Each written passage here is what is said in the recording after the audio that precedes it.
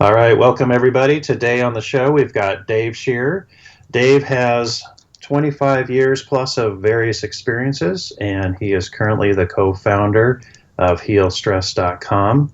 And I'm going to let Dave introduce himself and give a brief overview of a little bit of his background before we get started.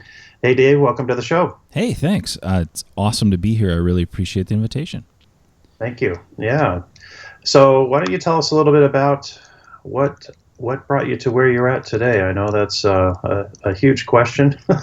So give us a brief background if you could. Yeah, sure. So, a 2-minute version of this, right, is like I started out, back in the day, kind of wandering through college and trying to figure some stuff out. And I remember very clearly sitting down on my roommate's room as a junior and putting down, like the bulletin, back then everything was paper, right? And putting down all the bulletins of the different schools of the college that I was going to, and I'm like, man, I need to pick a major.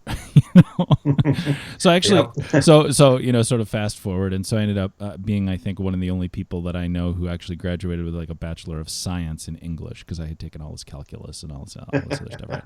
So anyway, I've got a nice, strong liberal arts background with some science and analytical stuff thrown in, and then when I graduated from college, I needed a job, and at the time EDS was hiring, Ross Perot's old corporation, and Okay. they had kind of like this engineering development track, and at that time IT and the internet was really kind of in its birthing stage, but it was still kind of mainframe oriented and all this kind of stuff.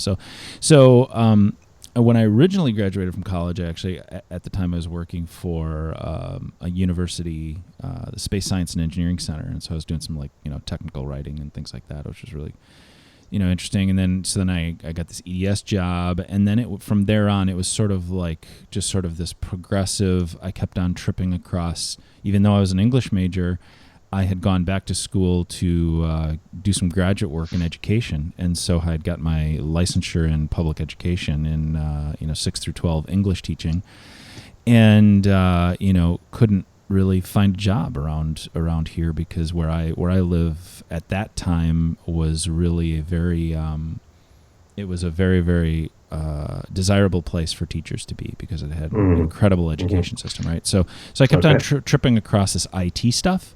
And it just kind of, progressed and progressed and progressed until the point where I, got to the point where I was, manager for, corporation IT infrastructure, and I was an IT director at one of the agencies in the state of Wisconsin, and I got into project management and all this kind of stuff. And so, but also along the way, I was also in the heyday of IT, where it was just exploding right around Y2K in 1998 and 1999, and so got with this startup, that when I joined, it had like 65 people, and we went up to like 140 people, and I ended up being the one day one of the guys, I was an IT consultant at the time, and the the CEO came to me one day and he said, we need an HR director, and I said, well, I'm interested, and he said, you're it.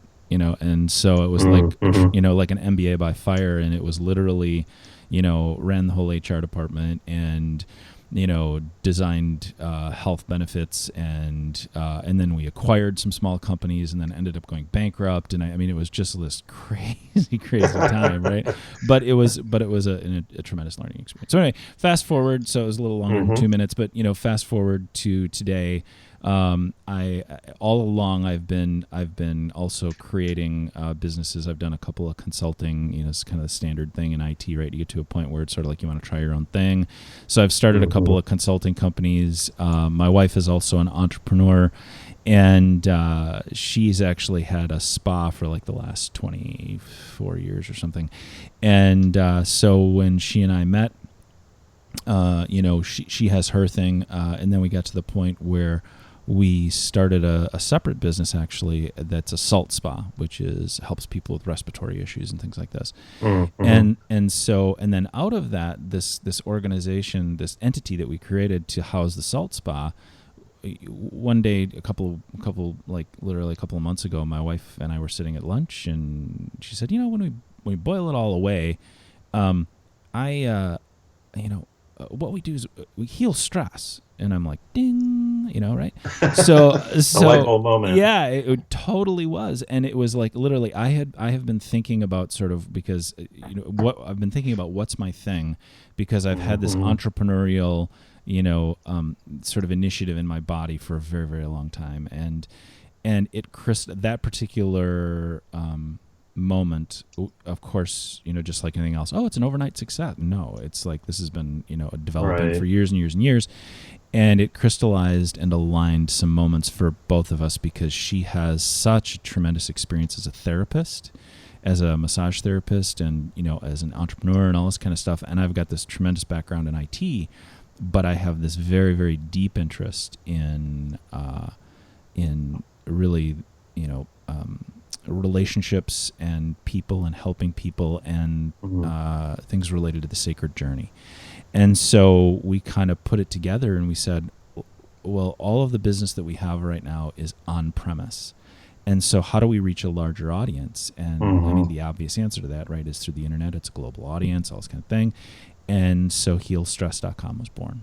So, that's 5 minutes instead of 2, but there you go. Yeah, that's great. So we were talking a little bit before the show here, and we were chatting about how we're unlike, both you and I are both unlike others, where we have a very defined path in our life, where we were joking about people in high school knowing exactly what they want to be as they go into college. Right. They come out of college and they just start plugging away in their careers, and years go by and they progress in their career. And it sounds like your journey, it has been very organic in nature.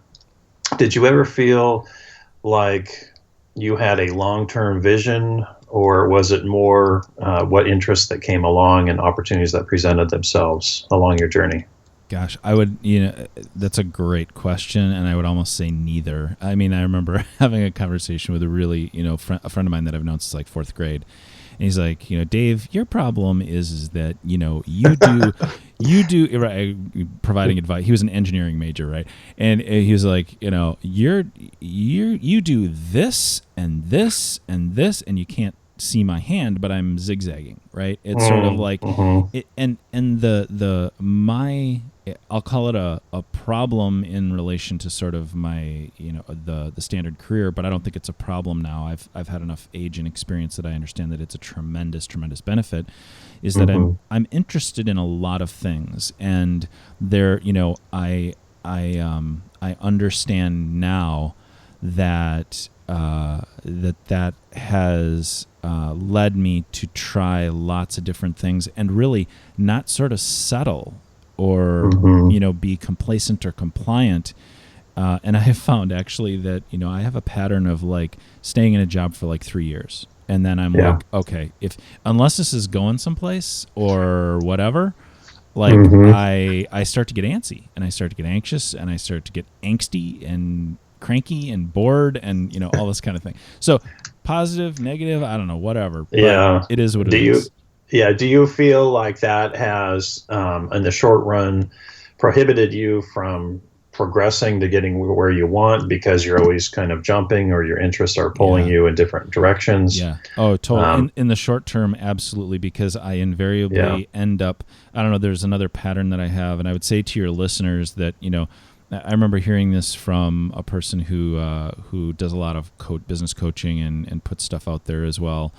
And he said, problems will help you, your patterns will kill you, right? And so, and what I have is that, there's this pattern for me is that I somehow attract managers who tend to be more traditional in their thinking and, less innovative. And so, because I'm kind of a stable guy, right? I mean, I grew up in the Midwest, and, I have a Midwestern, German ethnic background and all this kind of stuff. And so, but invariably, I mean, from the very beginning, I've been fighting against the standard 9-to-5 work ever since I got 9-to-5 work. I mean, it's this love-hate relationship that I have that's, kind of sick and twisted, but it's there. And I'm finally getting to the point after 25 years of experience where I'm accepting it, and I'm going, okay, I got to do something about this. I either got to put up or shut up, right? Yeah. So did you grow up in an environment where your home life was very structured, and you were always kind of like the odd kid out, kind of going after and being considered the dreamer that could never stay focused for a length of period of time? No, actually, it was. So I'm the youngest of 6 kids, right? Okay. So I have, and it's so that whole background conversation is probably could be a show in and of itself. But the whole point is that my youngest sibling is 7 years older than I am. So while I was a part of a large family, by the time I got to the age of contemplating any of this stuff, I was essentially an only child, right? And or in that kind of environment. And so, yes, while I was a dreamer, I also have enough, as can be evidenced by the fact that I'm in this IT stuff, I have enough of an analytical brain that I can focus on a problem for a pretty long period of time, right? And I think that that's actually a negative, because what happens is that my whole psyche tries to solve this kind of dilemma for way too long than it should. Like, I should cut and run on some of this career stuff like way earlier than I do. Right. So let me bring us back here to kind of the IT. I'll call it the foundation that you've been working from. Yep. With that, were you taking formal training, or was this in such its infancy that it was more of a learn on the job and learn as you go? Yeah, that's good. Yeah, that's a good question. So it was a mix. So probably my first experience with IT was early enough that it was like, hey, there's an extra computer underneath that desk. Let's turn that into a web server. I mean, it was literally those kind of days, right? So it was just trying to figure stuff out and that kind of thing. And then a couple of years later, when I was actually, and that was for an organization that didn't do IT. We were like a foundation. It was just trying to figure some things out, because we only had a little bit of staff. Then next jobs were actual IT jobs, working for IT organizations and companies. And in that particular class, like when I worked for EDS, they actually had a whole formal program. You learned how to become a business analyst first, and then do some other things. And I left EDS before we get into like the coding part of it. But then when I worked at the smaller consulting company that I talked about that went bankrupt, they were a partner with Microsoft at the time and things like that, and so we had opportunity to go to certain classes and that kind of thing.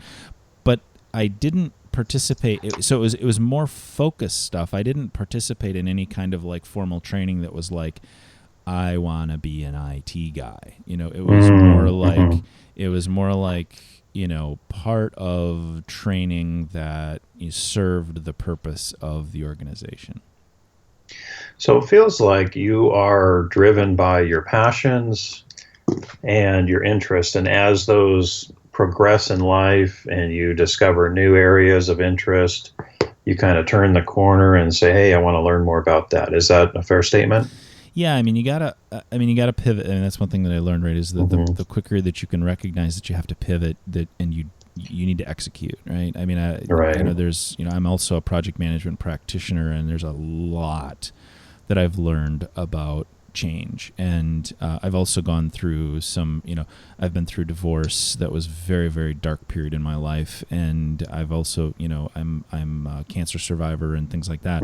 And so the ability and your willingness to adapt to change and not have that be like lip service, but you know what that means and you feel it completely in your bones, are two totally different things, right? Yeah. And so I think that passion has its place, but there's a reality that you have to recognize that whatever you either choose a path or it's chosen for you. And what I have realized is that really up until this point, I have probably been driven more by a standard approach to a career, which is get the job, get the pay, find the next job that makes the most sense, that has the next level of pay, and then back in the day you could do that in one company, and you can't do that in one company anymore. You really need to change jobs, right? And what I've really lately, I mean, you and I have talked earlier before we started, before you hit the record button, is, learning from people like, Pat Flynn and those kinds of things, is that there really is enough tools and marketing presence out there now that the non-standard way of a career path has really gotten to a point where you really can earn some serious, money. I mean, like, I mean, it's in a place now where the benefits, just the material benefit. I mean, I got, we have a large family, right? I mean, my wife and I, between us, care for 5 kids. And so, there's just a plain reality where passion can only take you so far, but you got to pay the bills, Right. Yeah, I think about, when you hear from different folks and different sources, what are you passionate about, and follow your pursuits, and the passion will lead to opportunities, et cetera. And yeah, you've got to keep that interest and that drive. But yes, there's the balance of you got to pay your bills, and passion alone won't fuel that.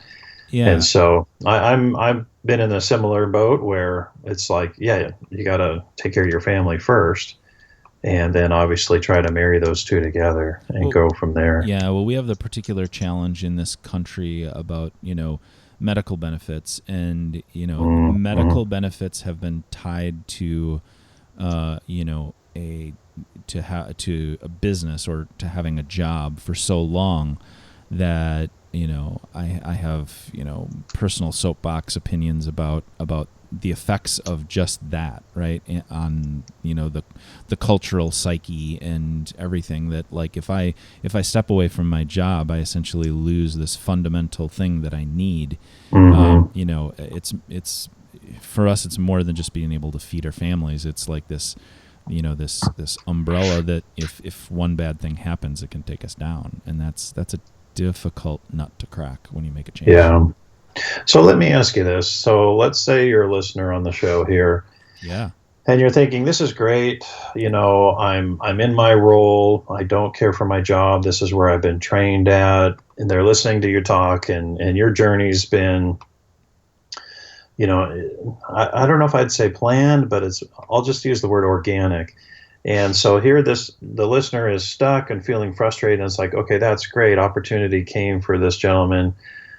What would you say to somebody who's feeling very stuck and not knowing where to go next? Yeah, I mean, not only have I been there, but I am there, right? I'm currently, I've pretty much lived that for like the last 20 years, because I've been in positions and jobs where, while they're successful in a practical sense, they're not me. Right. I mean, they don't align with my passion or my value. I mean, I'm not an IT guy.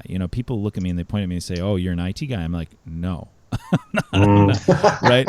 I'm actually what I'm discovering in deeply inside of me is that I'm a relationship guy, and that what I'm pursuing now is I'm pursuing something that's aligning more with that.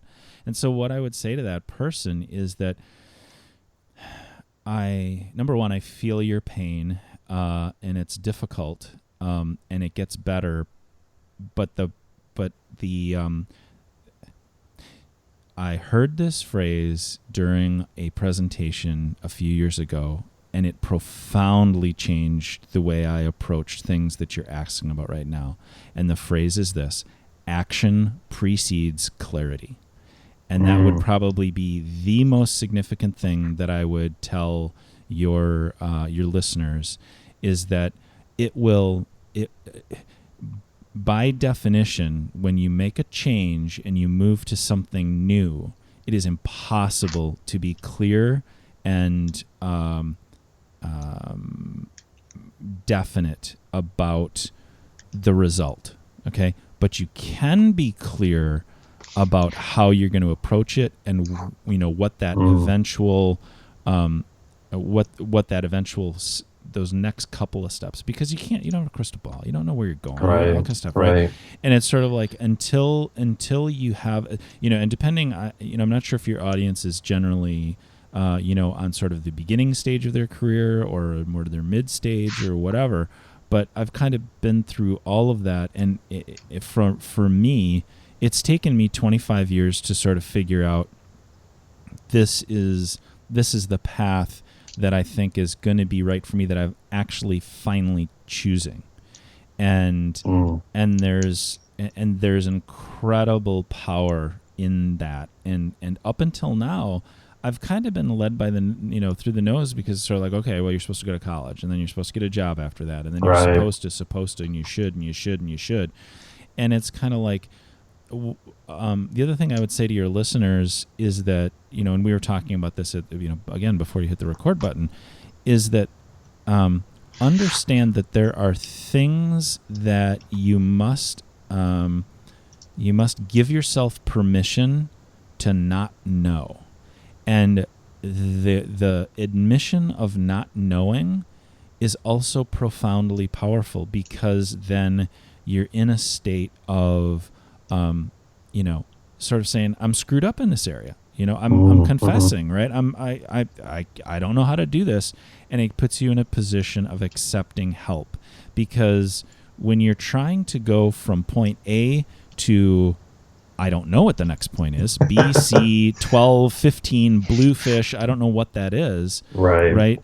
That, number one, you have to try several things. That's just hands down, just, start. That's the other thing that I would say. Right. My wife is an entrepreneur. She's been an entrepreneur for 25 years. When she started and she went to, mentors that were women in, entrepreneurs and things like that, and she said, well, how do you do this? And they just kind of look at her and they're like, you just start. Right. And I personally, find that an extraordinarily frustrating answer, because they're like, well, how do you do that? Right. And the answer to that question that I have found is you go find people that have started, and it doesn't matter if they're, quote, successful or not success. It doesn't matter, because success has different definitions for different people. My personal definition of success is the ability to have freedom of time. Right? That's like that's where I want to be, in a place where, I don't have to, where I don't feel constrained, or I don't feel like I'm in a box, in that because I value time so highly, I want to be able to, in the middle of the day, go see my kids, or, just hang out at a coffee shop or whatever. And, and I routinely tell my wife that she's my hero, because she's sort of achieved that state. Now she's she's really busy and she's all that kind of stuff. But she has kind of this unstructured time, if she chooses. I mean, she chooses to put lots of structure in it, but she has that choice. And so, nice. And so that's what I would say to your listeners, is that I know that stuck feeling. I'm in that stuck feeling, and develop a short little plan of, like, the first 3 steps of, how am I feeling? Understand and admit and allow yourself to be screwed up, because that's okay, because everybody's been there.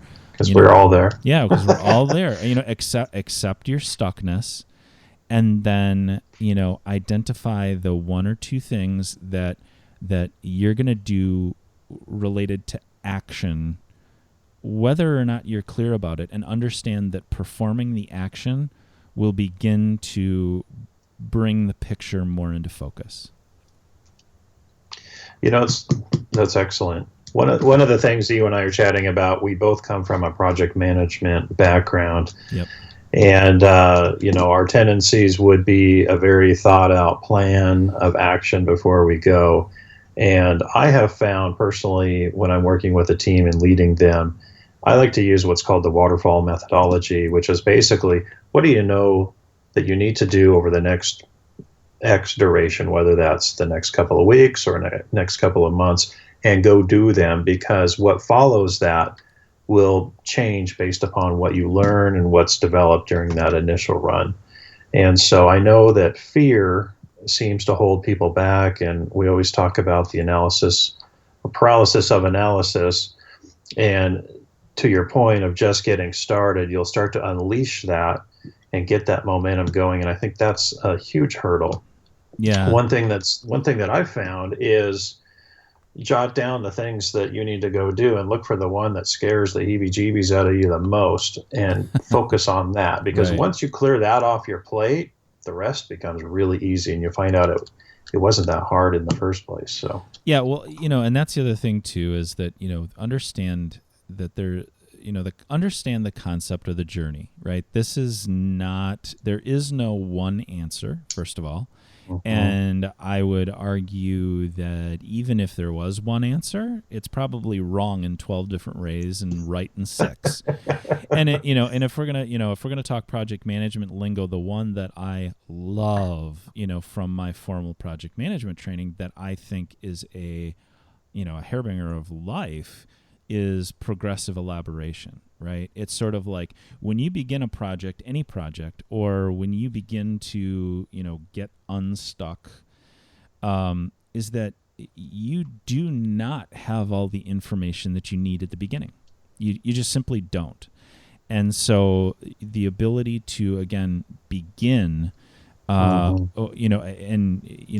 this from working with teams. When I work with teams, what a good part of my job is to facilitate people through the objections. Right? There's leadership, or whoever it is, the guy that you always gotta talk through. They want things to be a certain way, and they want it to be organized, and they want the project to go through, all neat and clean or whatever.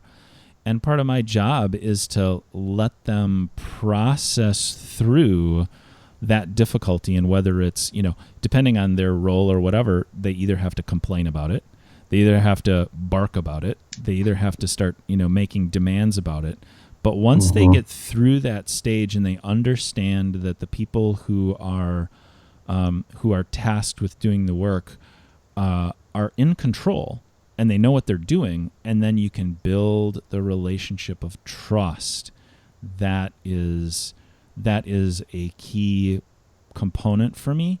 So again, to your listeners, the other thing that I would say, again, I believe in sharing stories, not advice, but I will say this one particular thing is trust is an incredibly, incredibly important word for yourself. You have to be in a place where you trust yourself, that you will come to the edge of the precipice, and you will look over and you will say, holy crap, right? I have to jump. And you have to, and you have to know and trust in your ability. You don't have to trust in the results. Like, you might jump and be like, okay, I am going to break my leg. I'm going to leave this job, and for the next 6 months, it is going to be living hell.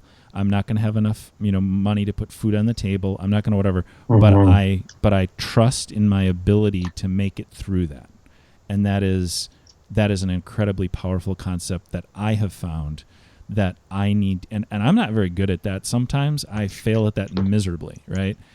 But I'm starting to realize that is a huge component for me to get to where I want to go.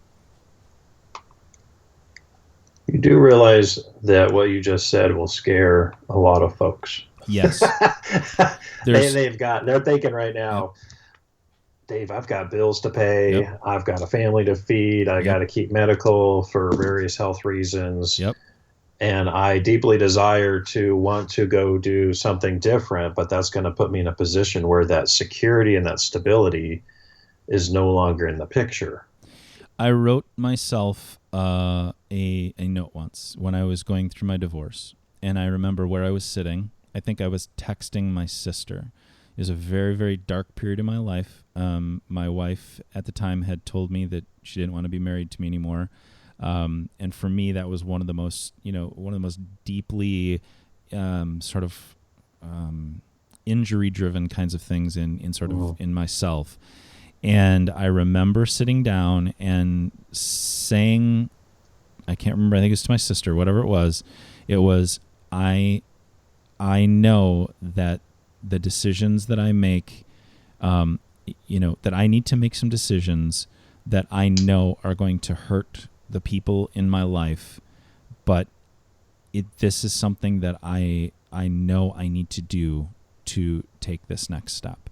And the thing is again, my wife, I love my wife, and she is brilliant, right? And one of the things that she has read in her sort of lexicon and in her bodies of knowledge is that there are two emotions. There's love and there's fear.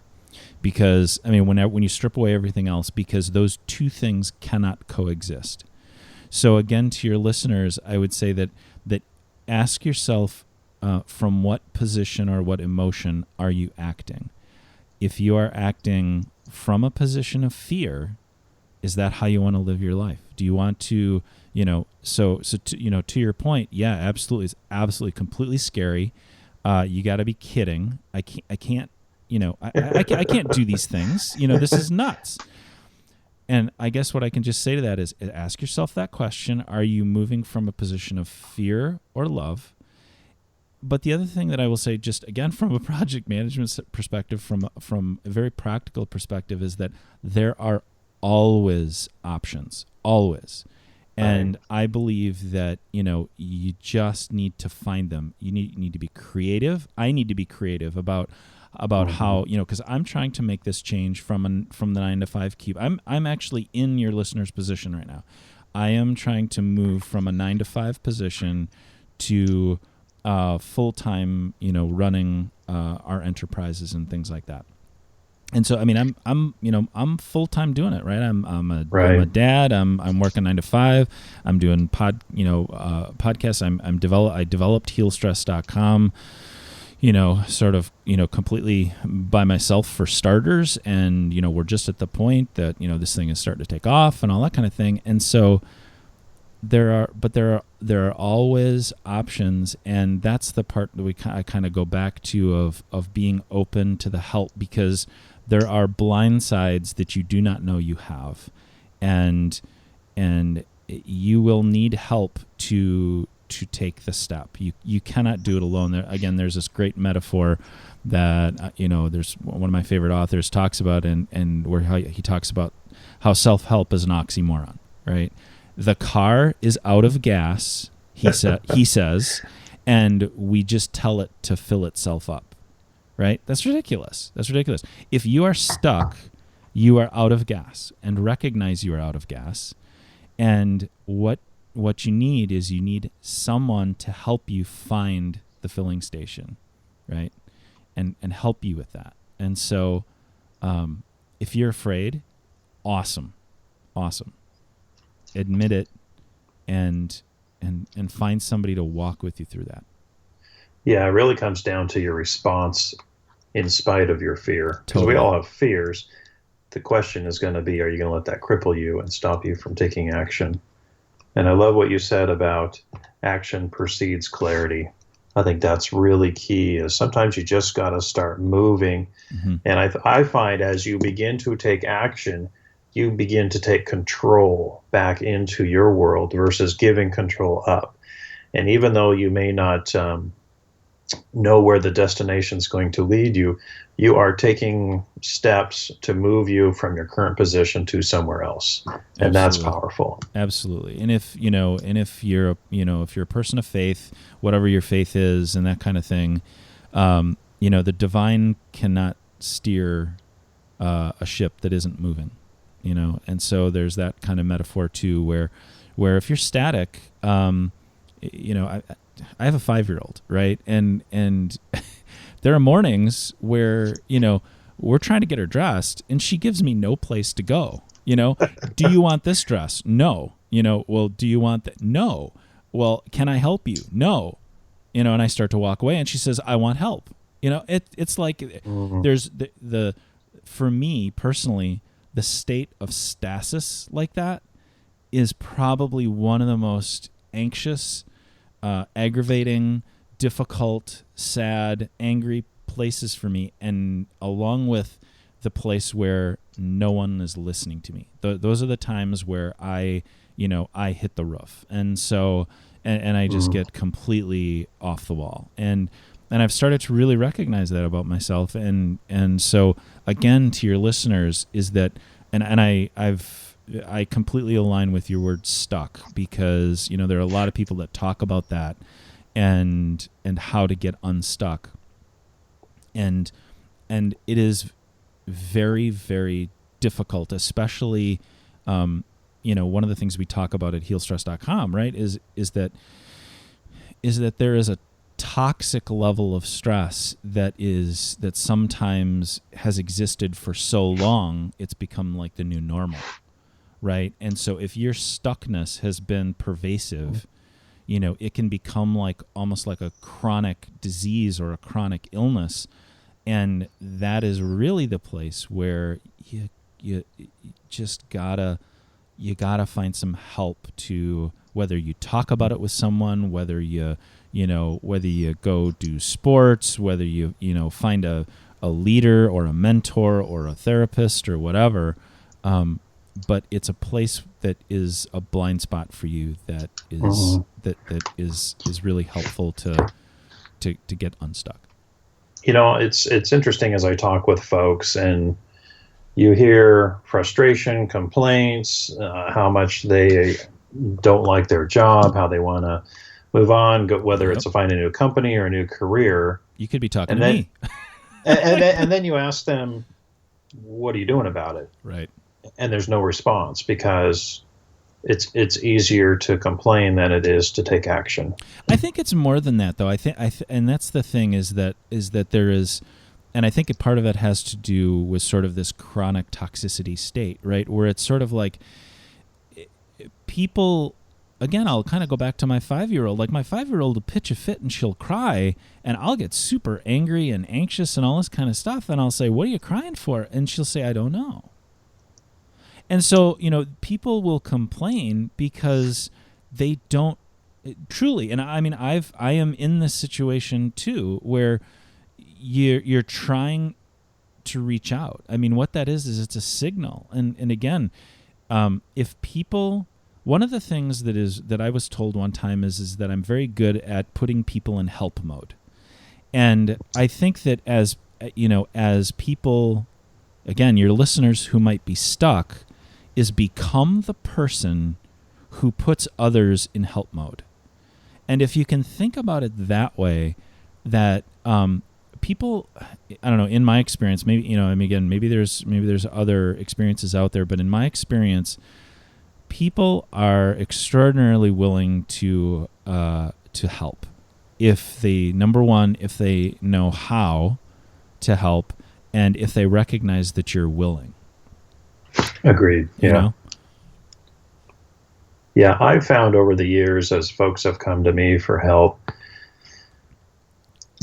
I've developed a way, maybe this is cruel, I don't know, but I've found a way to kind of test them to see if they're willing to take initial steps. And so oftentimes I'll say, okay, I need you to go do a small thing.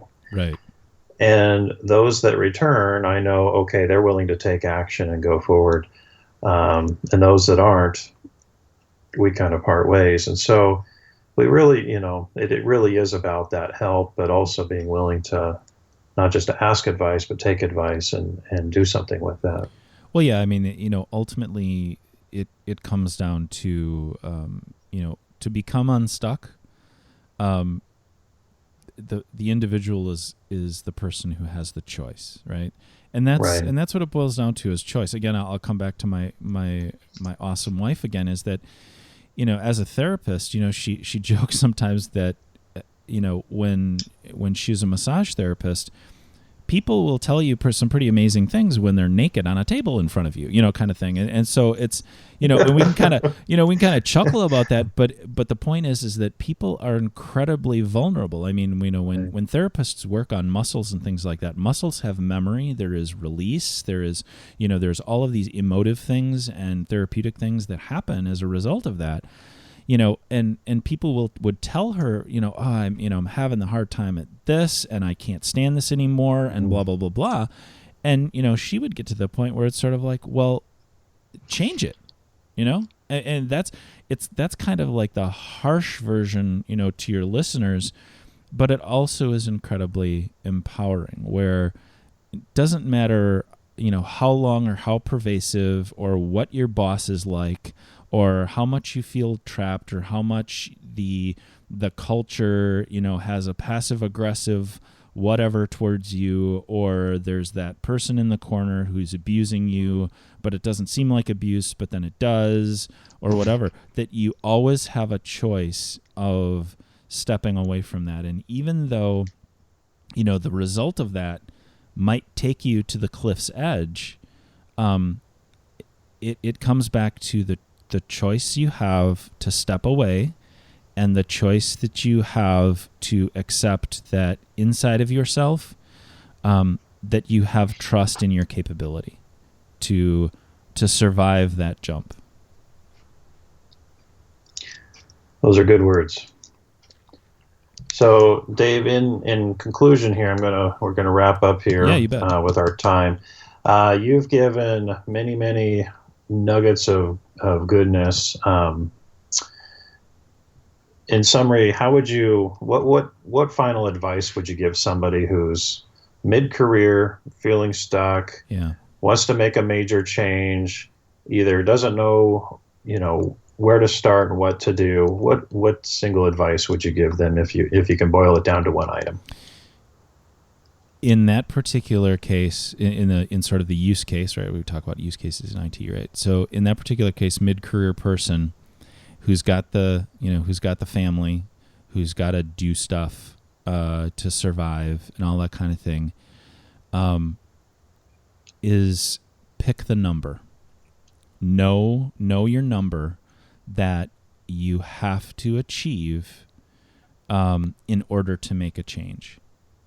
So if you bring in X amount of money in order to feed your family and keep the lights on and things like that, if you can identify the number that you need to attain after you make the change or during the change, and then work backwards. I need $15,000 a month, $20,000 a month, whatever, 10,000, 5, whatever the number is, and then begin to work backwards and say, okay, in my non-standard life, moving forward, I need to attain that amount of money from multiple sources. So how am I going to begin? And it might be as simple as, Jane, my 17-year-old daughter, is going to contribute $20 a month to whatever to solve X problem. And it is that simple step right there from a practical perspective that can begin the motion forward. And it does not have to be big, but if you do that, what that leads to is it leads to a litany of things on both the revenue side and the expense side in your own personal little, as being a CEO of your own little family, right? Is, holy cow, I can cut out this $30 a month thing. Do we really need to have, 12 different versions of Spotify or whatever it is? Or in a more modest case, right? It's sort of like we really don't need to spend $5 for candy bars. Or people, nobody likes apples that I bring home, whatever it is, right? And so that's on the expense side. But then on the revenue side, what that number does is it not only helps you focus, but it also represents this and brings clarity to a new way of doing things. Number one, hey, I can bring in multiple streams of revenue. I don't have to be a JOB and be stuck in this one thing, because that's ultimately the negative side of a job. By the way, I'm very grateful for the jobs that I have had and that I have. I just want to put that out there, and that I'm extraordinarily fortunate. But at the same time, we have gotten into this pattern of that I am a person that is dependent on one source of income, and the success of that particular company or person or whoever provides that money for me. And if that goes away, my world will fall apart. So this number begins to help your listeners focus on the problem of that can be a multiple thing. So begin to add up to that number in other different ways. So that would be my one little piece of advice, I guess. Dave, I feel like you and I could be spend another at least couple hours talking and sharing, and I appreciate you coming on the show. Agreed. If a listener wants to connect with you, how would they do so? Yeah, healstress.com. That's the place where we're kind of focusing our energies now. What we're out there for is we're out to sort of change the way that culture views stress. We think that way too many people in our culture talk about it in terms of coping with stress and managing stress, and it's just this toxic thing that just stays out there. And so we want to talk about long-term things to help people actually heal. And so they can go out there and they can find our contact information and all kinds of good stuff. All right. Sounds great.